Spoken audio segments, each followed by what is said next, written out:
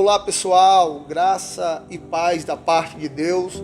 Eu sou o pastor Gilberto Nogueira e estamos juntos para mais um tempo precioso com o nosso quadro Testemunho de Fé. E hoje o entrevistado será o Edgar, que se disponibilizou a contar e compartilhar um pouco da sua história. Vamos mergulhar comigo nessa história? Bem, irmãos amados, eu, como já disse o pastor, sou Edgar Matos, né? Tenho um testemunho meio que extenso, mas vou fazer com que essa intensidade ela se torne um resumo, né? E mostrar para vocês que vale a pena permanecer limpo. Amém, amém. Edgar, fala um pouco para nós aí sobre o teu histórico de uso. Como começou, como se deu? Eu tinha 13 anos de idade em 1979, por curiosidade, influência de amigos no colégio, escola, e naquele tempo tudo era moda, né? Era rock and roll, sexo e drogas. E como era moda e eu tinha curiosidade de conhecer o mundo lá fora e não tinha apoio, infelizmente, de mãe e pai, porque trabalhavam, os dois precisavam trabalhar para sustentar nossa família, eu procurei a realidade da vida fora, nas esquinas, onde aprendi a usar drogas ilícitas, né? Aonde ele levou isso, Edgar, essa questão do achar que era apenas uma brincadeira, uma curiosidade? Que profundidade isso lhe levou? Na realidade, eu nem tinha ideia de qual profundidade eu ia estar, para onde eu ia, para onde ia me levar. Mas assim, eu dei continuidade ao uso, né? Tinha um controle, fui criado por vó, né? E isso me ajudava com que eu fizesse o que eu queria e que as coisas acontecessem da minha forma, do meu jeito, né? E fui me aprofundando cada vez mais em químicas, né? E conheci um homem bem conceituado que jamais eu vou esquecer, que já está, né, abaixo da terra e acredito no céu, que se chama Dr. Silas Mungumba, né? E eu conheci esse cara no Citerum, Pão de Açúcar na Santos Dumont, e ele identificou logo que eu era um TUS, né? Eu tinha problema com transtorno de uso de substância. E me convidou para ir à sua casa, e aí começou a falar da história, que isso não ia me levar a canto nenhum, né? E me apresentou até um versículo que eu jamais esqueço, que foi o primeiro versículo bíblico que eu conheci na Bíblia, que é João 8,32. Conhecereis a verdade e ela vos libertará. Legal. Né? E assim, ele querendo me explicar esse versículo, eu ainda meio que leigo e meio que duro, achava que esse versículo estava querendo dizer que eu deixasse de viver a minha vida para ser escravo de uma palavra, né? E dei continuidade. Passei 37 anos da minha vida no uso da dependência química. Nesses 37 anos eu passei 2 anos limpos, no máximo. Depois, por precisão já, e a vida já descontrolada, a vida já desgovernada, já não tinha controle com nada, já para perder familiares, pessoas que me amavam, que eu já estava causando mal e fazendo com que elas também se tornassem pessoas doentes, né? Eu reconheci que eu precisava de ajuda e que do meu jeito não estava mais dando certo. Edgar, como foi que se deu assim o seu pedido de ajuda, o alerta, o gritar por socorro? Como se deu isso? Quando eu falo nisso até eu me emociono, né? Perdão, desculpa, mas é porque foi quando eu comecei a ter as promessas das pessoas que eu mais amo, das pessoas que me amam, começarem a se afastar de mim, a passar a ter medo, a não confiar, a não ter mais respeito, né? Então eu comecei a me sentir uma pessoa realmente só, né? Que foi nesse tempo que eu comecei a ver que a minha vida não tinha mais nem sentido, né? Mas teve uma pessoa que sim, me disse que eu poderia mudar toda essa história e poderia reconquistar tudo que eu tinha perdido. Esse cara, eu amo a vida dele, ele se chama Milton. Ele tem uma comunidade terapêutica e a Casa de Abraão. E lá ele me ensinou toda uma programação que, se eu colocasse em prática, eu poderia permanecer limpo e reconquistar tudo que eu tinha. Mas eu não entendi, e depois que saí, a droga falou mais forte, a doença novamente aflorou e eu voltei ao uso da minha droga de preferência. E aí já saí de casa e fui morar sozinho, porque já não tinha como eu conviver com minha família, porque eu já estava até com vergonha. Não andava mais nem de dia, só andava à noite. Isso é um resumo, porque se eu fosse contar a história, talvez daria um livro, Betinho. E fui morar só. E coloquei na minha cabeça uma ideia de suicidar, de dar um fim na minha vida. Mas eu era um cara covarde. Eu não tinha coragem de pegar um ferro, um revólver, como dito na malandragem da favela, ou uma corda e colocar no pescoço. Então eu decidi usar até morrer. E tive uma nova oportunidade pelo esse meu primo Gilberto, que é de sangue, saber de como estava a minha vida e me resgatar num local de uso, e justamente nesse momento de querer acabar com a minha vida. E me resgatou. Me resgatou para uma comunidade que ele prestava servir a Deus, era mordomo de Deus e servia com excelência, que também se chamava Grão de Mostarda, onde eu conheci o João Maria, outro adicto em recuperação, que foi onde eu tive o meu despertar espiritual, aonde eu vi que eu precisava aprender, saber realmente quem era o Edgar, para realmente caminhar e procurar fazer o que é certo. E nessa outra casa, eu tive esse apoio constante, diariamente, do meu primo, né? A gente começou a caminhar junto a partir daí, né? Passei um tempo lá, uns 3 anos, né? E de lá saímos e Deus nos permitiu que fosse aberta uma casa, outra comunidade, fruto de Grão de Mostarda, que hoje se chama Zion, e onde eu aprendi a caminhar e com padrinhos e realmente praticar uma programação DNA, onde eu sou irmandado, né? Entender um pouco mais da palavra de Deus, onde eu sou discípulo de Jesus, né? E de CR, e tudo que é ajuda que servia para minha recuperação. Edgar, e fala para nós aí a questão desse novo caminho, dessa nova vida, esse despertar. Fala para nós aí assim como o seu foco mudou.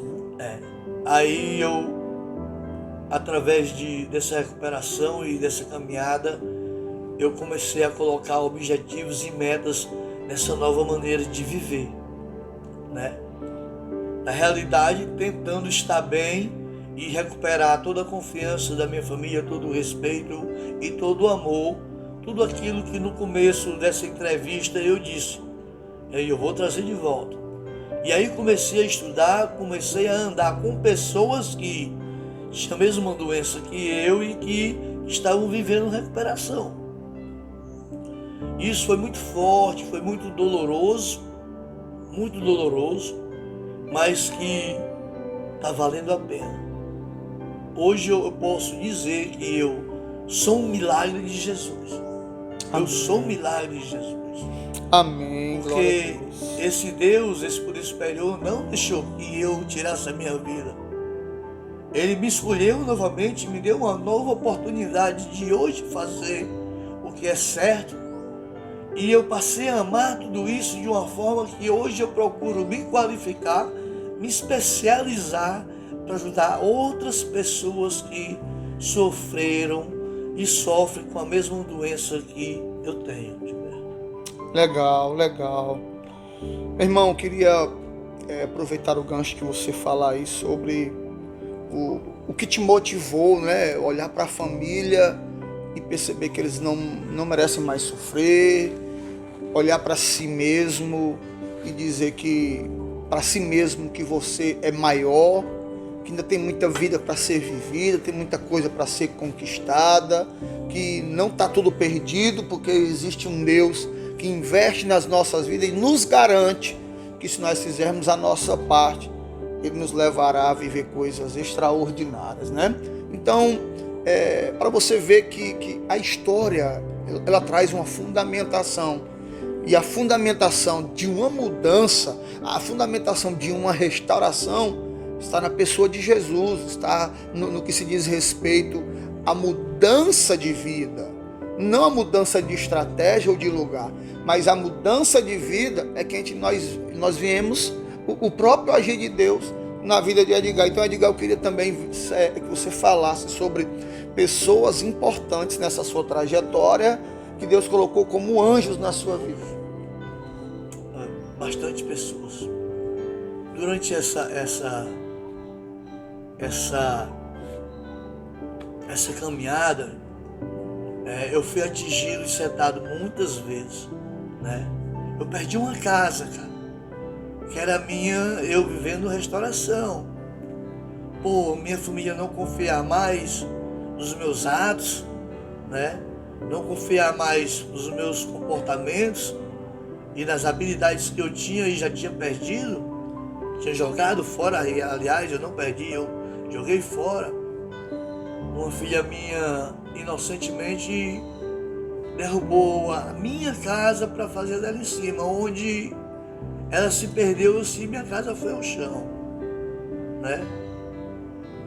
E várias outras coisas que me frustrou, que poderia ter me levado ao uso da minha droga de preferência novamente. Mas eu já tinha foco, eu já tinha meta, e já tinha dito, colocado no meu coração, que jamais voltaria a ser aquele homem velho. Agora quem tem que sofrer sou eu. E aprendi com um companheiro de recuperação, toda vez que eu ia pedir algo de ajuda, que eu fosse lá para Eclesiastes 3:1. E na verdade eu nunca deixei de ler. Toda vez que ele mandava, realmente eu ia ler. E hoje, já quase 6 anos limpo, eu já tenho alguns benefícios de recuperação. Já tem pessoas envolvidas na minha vida, já que você está falando, assim como companheiros que fez o quarto passo comigo, Carlos Henrique, Cezinha, obrigado, essas pessoas, peço obrigado, que acreditaram na minha vida e me ajudaram por espontânea vontade. E outras pessoas que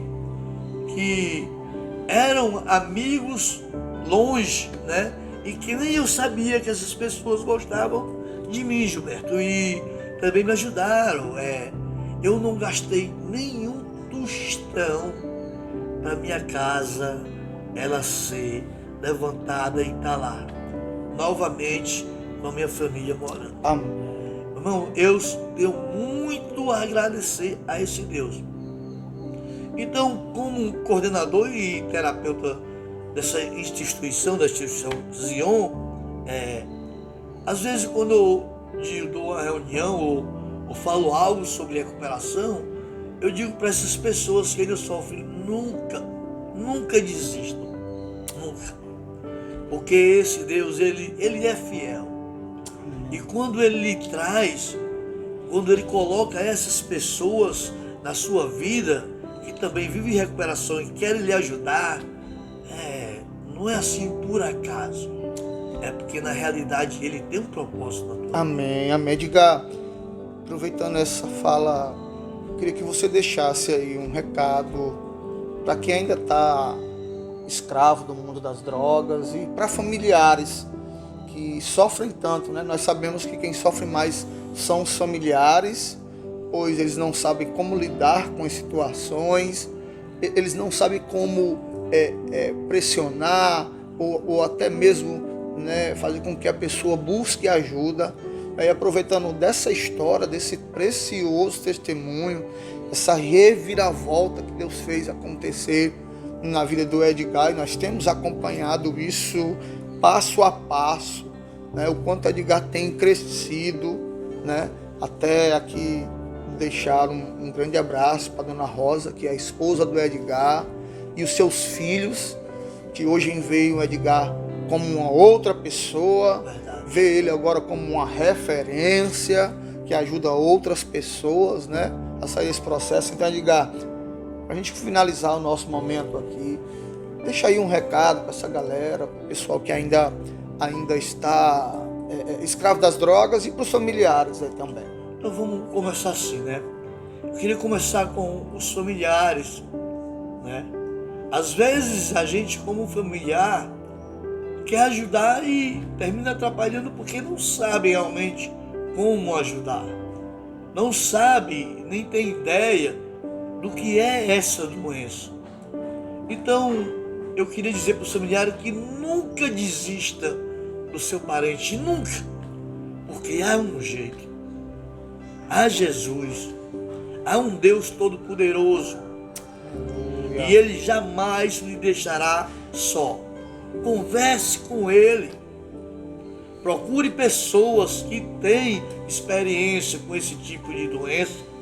Procure se informar como realmente ajudar a um familiar seu que infelizmente está doente, está no mundo das drogas.